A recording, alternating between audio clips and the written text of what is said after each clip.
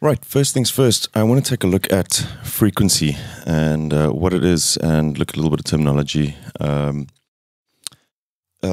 Primarily, everything that we work with in audio kind of comprises of a couple of things. You've got frequency, amplitude, probably timing and positioning, I guess like left and right panning, etc.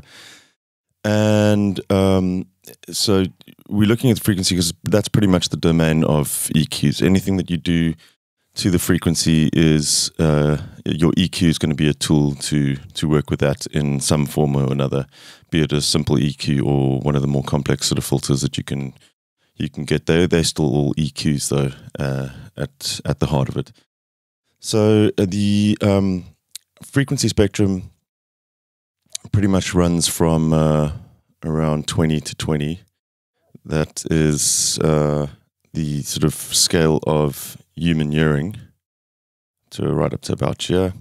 You will get plugins that go further on either side. That is important because even though you can't hear that doesn't necessarily mean that those frequencies don't exist.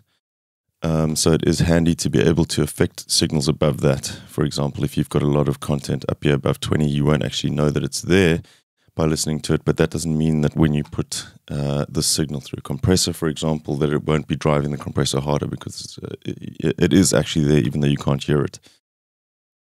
So I also just want to look at a few bits of terminology as well. Frequency is measured in hertz, as you can see here, 20 hertz. As we sweep that up, it goes up in hertz. So you're looking at from 20 hertz all the way up to 20,000 hertz will be the range that you'd usually be working in.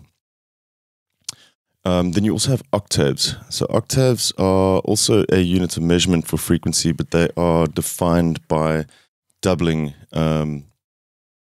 your base frequency. So having a frequency of 440, for example, which would be a 4, that's often the frequency that they use for tuning. A octave above that would be 880. So octaves always go with a ratio of 2 to 1. So you would double it to move an octave up. You would halve it to move an octave down. An octave down from middle A would be 220. And you can see we're dropping down to A there. We can drop that again. 110 will be our bottom A. So that's an octave. That's how we move octaves up and down. Right. Now I also want to just look at a couple of charts here as well, because I think these are important to kind of familiarize yourself with. I just hopped onto Google and just did a search for EQ charts. You'll find hundreds of different charts that you can browse through.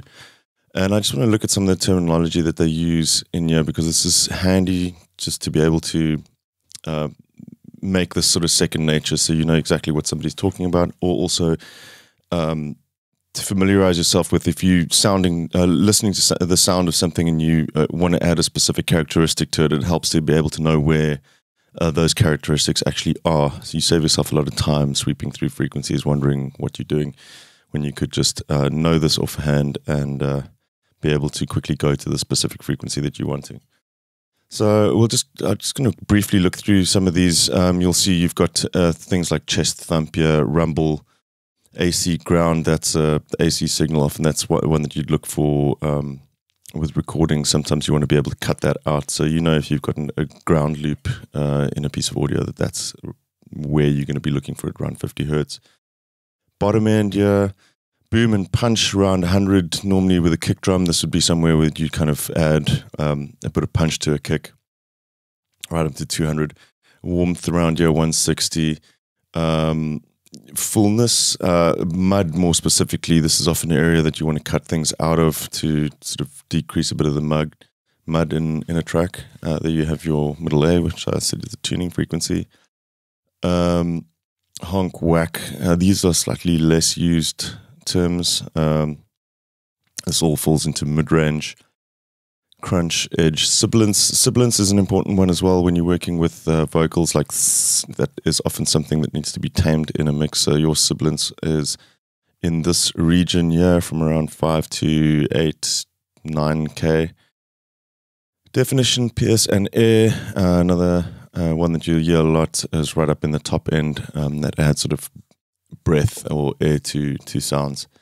Then also look, I'm assuming most of the people watching these tutorials are electronic music producers, so that's not always applicable to the sounds that you're using, but it does help to know roughly, where things sit. Different instruments, different physical instruments occupy specific bands in the frequency range, and it does help to kind of know where the most sort of interesting characteristics lie. So those are the areas that you kind of focus on when mixing those instruments. I'm just going to move on to these and just have a look.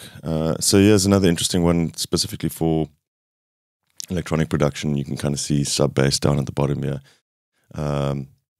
Different various kick drums, congas, house electro bass, the range that it kind of occupies, pads, etc. And again, you've got warmth, knock, definition and bite, clarity, air and sparkle up at the top. So really just kind of keep these on hand, download them, and just, the more you kind of reference these, the more second nature it becomes to you. And you'll kind of find yourself grabbing these frequencies automatically without even thinking about it eventually. We can look at this as well. So this one's a little bit more specific as well, decreasing dullness in guitars, etc. Booming guitars, adds fullness to frequency instruments around the bottom. It'll kind of fill up a mix a little bit more, maybe a little bit thin. Clarity to bass lines around 400 hertz. See, these are often ones that most beginners don't sort of use a lot because they're unaware that that is actually where a lot of the energy is. They'll think, okay, it's a bass line, so they want to push more around the bottom here. That's not necessarily always what you want to do. Often when you want to have a bass line punch more or louder or stand out in a mix, like for example, working on psytrance music, often this is a frequency range that I boost quite a bit just to kind of make those quick saw basses kind of stand out a lot more. So that, yeah, clarity, punch, even up as high as 1.5, you can be pushing frequencies to kind of bring a bass line out more. So it's not always necessarily what you think it is, but the more you reference stuff, like I said, this becomes second nature to you. So you start reaching for the right frequencies quicker when you're working. And another one, I'm not going to go over, this is quite a detailed one as well. Again, just, go through these, keep them on hand, especially when you're starting out, and you will eventually kind of become accustomed to where all these terms fall into on the frequency range.